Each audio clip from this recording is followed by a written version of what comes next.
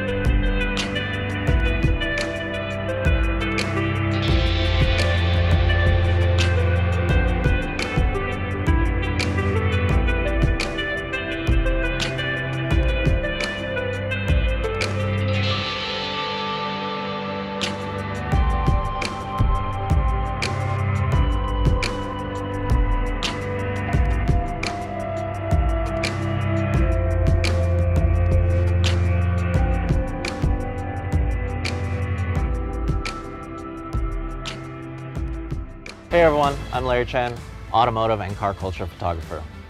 Cadillac invited me out to check out their brand new V-Series Blackwing. Let's take a look. You look at it and you know it's something special because front and center, it's a Cadillac.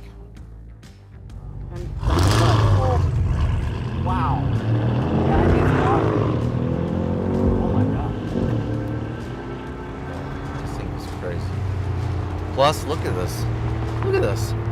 Surrounded in luxury.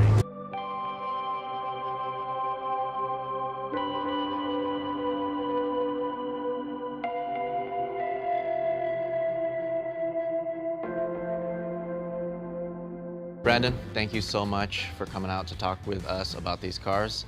We just had a chance to experience the CT4-V Blackwing and the CT5-V Blackwing, and they're amazing cars. First, Blackwing represents the pinnacle of Cadillac performance, technology, and craftsmanship. And with these particular cars, we've made them distinctly American vision of performance luxury. Incredible power and luxurious craftsmanship. Tell me a little bit about the racing side, like how that's influenced the street car.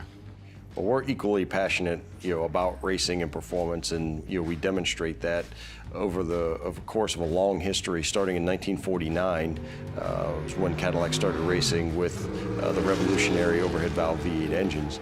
And we've taken that over the course of years and won championships in Pirelli World Challenge, in IMSA WeatherTech Endurance Championships, and then the Michelin Endurance Cup Championships. And all of that experience, along with our technical prowess, we've combined into the cars you've driven and seen with the CT4-V Blackwing and CT5-V Blackwing. And that endurance element comes in with how we test the vehicles. And we test them straight in 24-hour test and 12-hour test on the track. We also do drag strip testing with the vehicles. Both of the cars, the CT5 and the CT4 Blackwings, are rear-wheel drive. And they make quite a bit of power for it being rear-wheel drive and manual. Tell me a little bit about the power plant. So the CT5-V Blackwing has a 6.2-liter supercharged V8 engine, and the CT4-V Blackwing has a 3.6-liter twin turbocharged engine. The CT5-V makes 668 horsepower and 659 pound-feet of torque. That is the most powerful Cadillac ever, which is something we're really, really proud of. It delivers 0 to 60 in 3.7 seconds and over a 200-mile-an-hour top speed.